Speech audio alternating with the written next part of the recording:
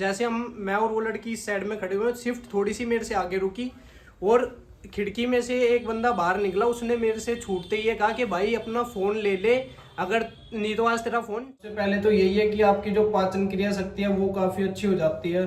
और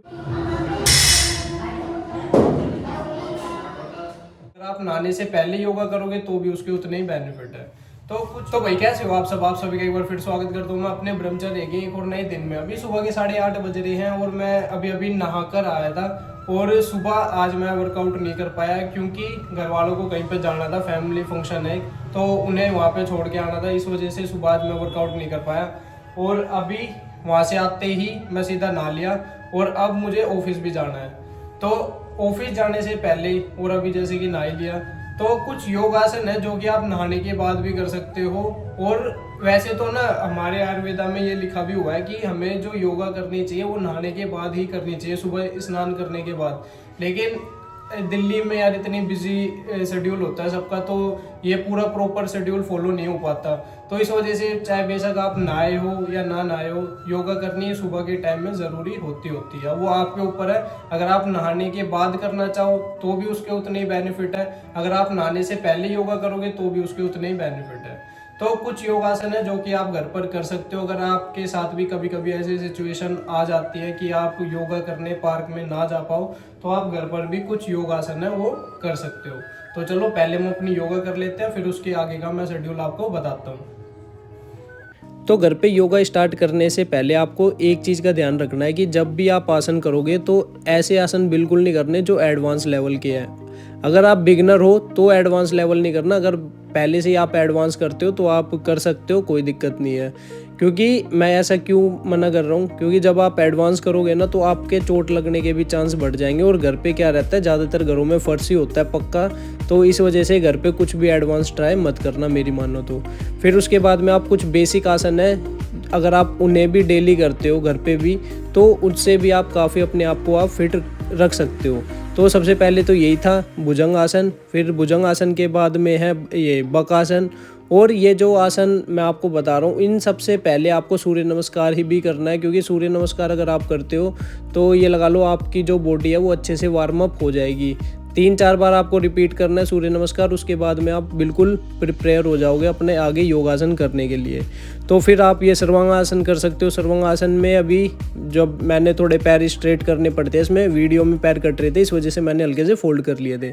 फिर उसी में ही आप हलासन कर सकते हो। हलासन के बाद पवन मुक्त आसन। और जो जितने भी ये आसन है, ये आसन इस आसन अवस्था में मतलब आपने आपको होल्ड करना है कम से कम 30 सेकंड प्लस। अगर आप बिगनर हो तो, अगर आप थोड़ा एडवांस करते हो तो आप 2 मिनट तक भी होल्ड कर सकते हो। मतलब अपने जितनी आप में क्षमता है उस अपनी क्षमता के हिसाब से आप अपने आप को होल्ड कर सकते हो किसी भी आसन में। फिर ये आता है भाई पतंगुष्ठ आसन। पतंगुष्ठ आसन बहुत ही अच्छा आसन है आपकी कॉन्सेंट्रेट पावर को अच्छा करने के लिए। इस आसन के बारे में मैंने काफ़ी बार पहले भी आपको बताया हुआ है। और घर पे इस आसन को करने के ना आपको काफ़ी ज़्यादा फायदे देखने को मिलेंगे। इससे क्या होता है कि आपकी जो कॉन्सेंट्रेट पावर है बहुत ही अच्छी हो जाती है, क्योंकि घर पे बिल्कुल शांति रहती है और कोई भी आपके आसपास नहीं होता। फिर आप ये सिरासन कर सकते हो। सिरासन आप वैसे भी कर सकते हो, या फिर अगर आपसे ऐसे ना हो तो आप दीवार के सहारे से भी कर सकते हो। जैसा आपको कंफर्टेबल लगे आप उस हिसाब से कर सकते हो। फिर लास्ट में आपको करनी है मेडिटेशन। मेडिटेशन करनी बहुत ही ज़्यादा ज़रूरी है भाई, अगर आपको ब्रह्मचर्य के पाठ का पालन करते हो तो। अगर आप ब्रह्मचर्य के पाठ का पालन कर रहे हो तो भी ज़रूरी है, अगर आप नहीं भी करते तो भी मेडिटेशन बहुत ही ज़्यादा ज़रूरी है। मेडिटेशन से क्या होगा कि आपकी जो विल पावर है वो बहुत ही अच्छी इंक्रीज़ होगी और आप में एक आत्मशक्ति मतलब बहुत अच्छी हो जाएगी आपकी। तो ये थे कुछ योगासन जो कि आप डेली घर पे कर सकते हो।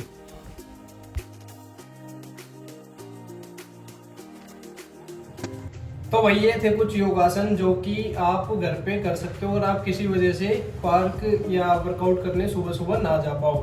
तो योगा करने के बाद खाना क्या है अब वो मैं आपको बताता हूँ। देखो अभी वैसे तो मैं ओट्स ही खाता हूँ ब्रेकफास्ट में, लेकिन कल रात में ही खत्म हो गए थे और मेरे ध्यान भी नहीं लाना, तो इस वजह से अभी सुबह के टाइम जो ब्रेकफास्ट करूँगा मैं वो करूँगा ये 2 सेब, ठीक है, और उसके साथ में 2 केले। तो मतलब सुबह सुबह खाली पेट अगर आप सेब भी खाते हो ना तो सेब के भी काफ़ी सारे फायदे आपको देखने को मिलते हैं। सबसे पहले तो यही है कि आपकी जो पाचन क्रिया शक्ति है वो काफ़ी अच्छी हो जाती है।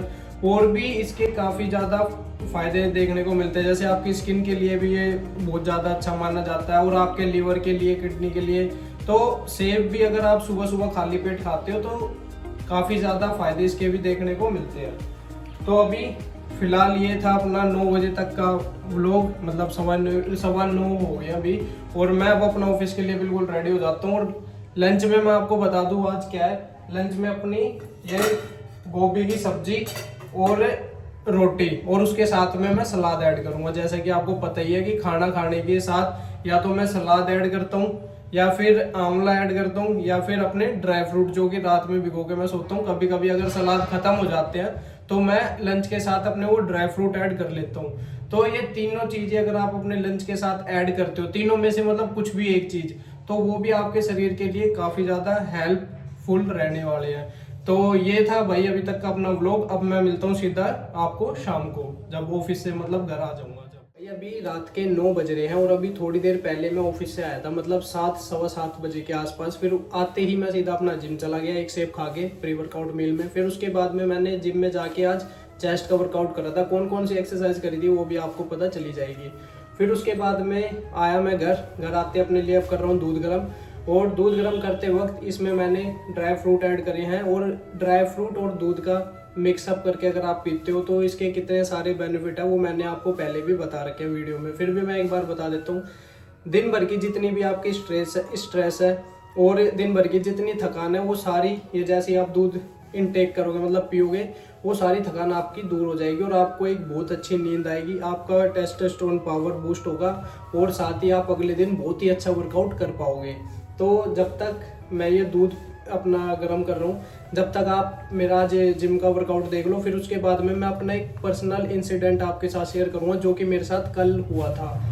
और ये जो इंसिडेंट मैं आपके साथ शेयर करूँगा, ये ध्यान से सुनना और समझना, और कभी भी किसी की मदद मत करना, क्योंकि कल मैं बहुत बड़े स्कैम से बच गया। मतलब एक तरीके से लगा लो भगवान का शुक्र है, जो मैंने कुछ अच्छा काम करा होगा, कर्म करे होंगे, उनकी वजह से कल मैं बच गया। तो एक बार ये इंसिडेंट भाई ज़रूर सुनना, जब तक आप एक बार वर्कआउट देखो जिम का। फिर मैं उसके बाद अपना इंसिडेंट आपके साथ शेयर करता हूँ। जब तक मैं तो भाई जिम में जाते ही जो हमारा सबसे पहली एक्सरसाइज थी वो थी चेस्ट प्रेस, मतलब फ्लैट बेंच प्रेस। और इस पे मैंने वही लास्ट अपना 60 केजी तक करा था। वो 60 केजी में बस थोड़ी सी हेल्प थी। और वैसे ये अभी जो आप सेट देख रहे हो ये मेरा दूसरा सेट था, और इसमें 25-25 मतलब 50 केजी ये अभी वेट था। इसके तो मैंने 8 रेपिटेशन निकाल दिए थे, लेकिन इसके बाद के जितने भी सेट थे उसमें थोड़ी सी हेल्प के साथ लगाए थे, और उसमें से वही 6 से 8 रैप मैंने निकालने की अपनी कोशिश करी थी हर एक सेट में।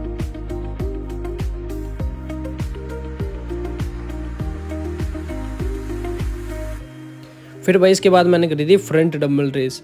ये काफ़ी बंदों को ऐसा लगता है कि ये शोल्डर का वर्कआउट है, लेकिन नहीं। अगर आप इसकी मूवमेंट थोड़ी सी डंबल की स्ट्रेट करके लगाओगे तो ये चेस्ट पे, जो आपकी मिड चेस्ट होती है, उस पर पूरा इसका असर आता है। फिर इसके बाद में हमने करी थी भाई डिक्लाइन पे भी ये जो अभी आप वेट देख रहे हो ये है 40 किलो, और इसके भी मैंने 12 रेपिटेशन निकाले थे, मतलब 12 से 15 रेपिटेशन रखे थे। लेकिन इसमें वेट जो है वो हमने कम ही रखा था, इसमें यही अपना 20 केजी लास्ट था। फिर इसके बाद में हमने करी थी भाई फ्लाई, वो भी मशीन के साथ, और उसमें भी मैंने वही 12 से 15 रेपिटेशन लाइट वेट के साथ। फ्लाई की एक्सरसाइज के बाद फिर मैंने भाई केबल के साथ अपनी थोड़ी सी चेस्ट की एक्सरसाइज करी थी। वो मैंने पहले भी काफ़ी बार क्लिप आपके साथ शेयर की हुई है, इस वजह से मैंने इसमें ऐड नहीं करी, क्योंकि वीडियो भी काफ़ी ज़्यादा बड़ी हो रही थी। फिर लास्ट में बताता हूँ मैं, लास्ट में हमने लगाई थी भाई डिप्स, 100 डिप्स लगाई थी, जिसमें कि 10 करके थी ये। और इसमें नॉर्मल पहले 10 डिप्स लगानी थी, फिर उसके बाद में 10 डंड। तो इस तरीके से मैंने मिक्सअप करके 25-25 के 4 सेट में, मतलब अपनी जो 100 रेपिटेशन है वो कंप्लीट कर दी थी। तो ये था अपना भाई आज का चेस्ट का वर्कआउट। अब मैं आपको ना लास्ट में अपनी छोटी सी एक बॉडी कंडीशन दिखा देता हूँ। तो भाई कल जो मैंने अपनी आपको बॉडी कंडीशन दिखाई थी वो लाइट की वजह से ना इतनी प्रॉपर कटिंग दिख नहीं रही थी। तो आज देखो आज कितनी अच्छी कटिंग आ रखी है शरीर में। मतलब एक तो चेस्ट का वर्कआउट भी करा है तो पंप तो होनी ही थी चेस्ट, बाकी आप फिर भी ओवरऑल देखो कि काफ़ी अच्छी फिजिक मेरी मेंटेन हो गई है। और भाई 100 दिन के अंदर ब्रह्मचर्य के पाठ का पालन कर रहा हूँ मैं जब से, भाई काफ़ी अच्छा मेरे अंदर मतलब बॉडी के अंदर चेंज देखने को मुझे मिला है। तो भाई ये थी अपनी आज की बॉडी कंडीशन। और अब मैं बताता हूँ आपको कल मेरे साथ क्या घटना घटित होते होते बची है।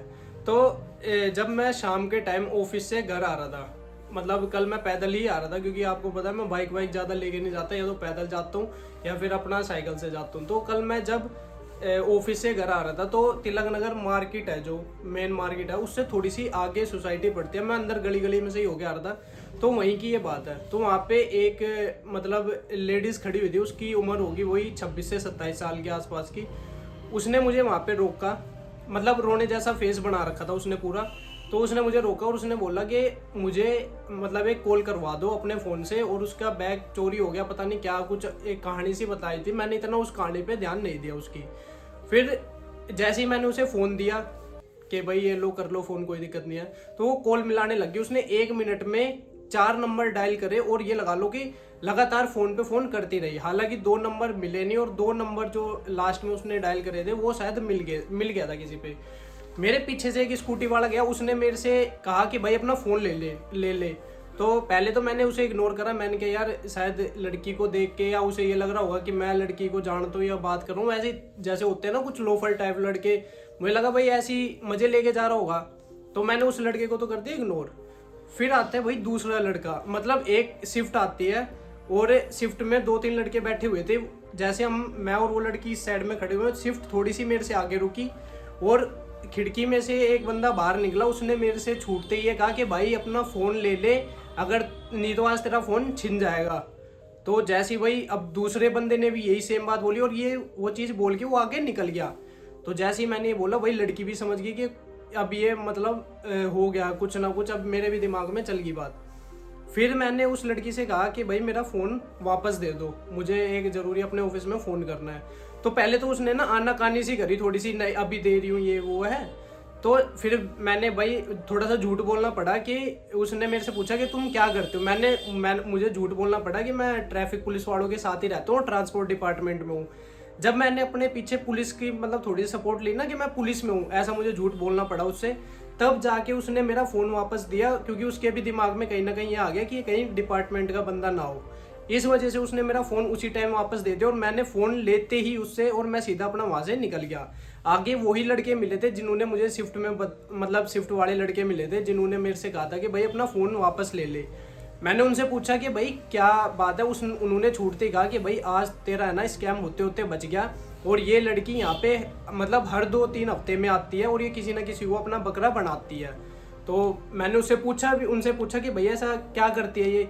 तो उन्होंने बताया था कि देख, जब तू इससे फ़ोन देगा ना बात करने के लिए, ये फ़ोन तेरे से ले लेगी, फिर उसके बाद मैंने काफ़ी देर तक बात करती रहेगी, और तू बार बार कहेगा ना कि मैडम मुझे फ़ोन दे दो, अपना फ़ोन वापस मांगता रहेगा।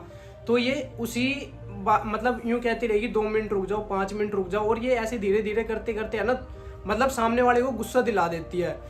गुस्सा आएगा सामने वाले को, उससे कुछ बैसा बासी करेगा, और फिर उसके बाद में वो लड़की उससे जानबूझ के मतलब लड़ेगी, और लड़ने के बाद फिर भाई मतलब वो अपना वुमेन जो इनका कार्ड होता है वो खेलेगी। जैसे आपको पता है इंडिया में लड़कियों को लेके कितने सख्त कानून बनाए हुए हैं। तो उसी में ही फिर ये मुझे फंसाती, और फिर मेरे से ये पैसे लेती, या फिर मेरे घर वालों को परेशान करती, या पुलिस वहाँ पे बुला के एक बहुत बड़ी, एक छोटी सी बात है मतलब बहुत बड़ा इशू क्रिएट कर देती है।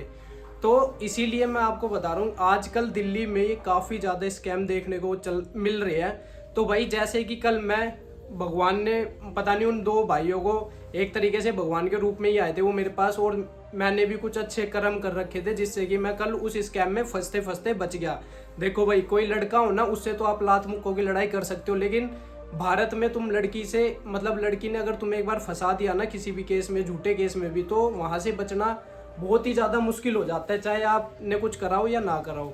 तो इसलिए भाई थोड़ा सा जब भी आप दिल्ली में घूमते हो, तो अगर ऐसे कोई भी आता है ना अननोन कि भाई मुझे फ़ोन करना है, तो भाई बिल्कुल भी अपना फ़ोन मत दिखाओ। यहाँ पे अगर तुम उसके आंसुओं पे पिघल गए तो ये लगा लो कि तुमने अपने आप को कहीं ना कहीं किसी प्रॉब्लम में आप फंसा के खड़े हो जाओगे। तो इस वजह से यही मैं एक छोटा सा इंसिडेंट आपके साथ शेयर करना चाहता था। हालांकि ये फिटनेस से रिलेटेड नहीं है, लेकिन एक अवेयरनेस है कि जिससे आपको दिल्ली में अगर आप घूमते हो तो ऐसी जो स्कैम चल रहे हैं आजकल दिल्ली में, इनसे आप बच जाओ। तो ये एक छोटा सा मैसेज था जो कि मैं आपको देना चाहता था। और वेस्ट दिल्ली के साइड ये ज़्यादा देखने को मिल रहा है, जैसे द्वारका साइड, उत्तम नगर और जनकपुरी, तिलक नगर, इस साइड में इस टाइप के स्कैम बहुत ज़्यादा चल रहे हैं। तो इस वजह से भाई कोई भी लड़की अगर आपको ऐसे रास्ते में खड़ी हुई मिलती है तो कोशिश करो कि मदद ना ही करो। अगर कुछ ज़्यादा लग रहा है तो भाई पहले 100 नंबर पे कॉल कर दो, पुलिस को जो करना होगा उसकी मदद वो अपने आप आके कर देगी। तो ये एक छोटा सा मैसेज था जो मुझे आपको देना था। तो भाई आई होप आपको आज की जो मेरा व्लॉग है वो काफ़ी अच्छा लगा होगा, और जो ये मैंने इन्फॉर्मेशन दी है आप इस इन्फॉर्मेशन पे भी थोड़ा सा अमल करना और अपने आप को थोड़ा सा सिक्योर करना हर किसी से। तो भाई आज की वीडियो में इतना ही, कल मिलते हैं अपनी एक और नई वीडियो में। जब तक के लिए जय हिंद, जय भारत, जय श्री राम।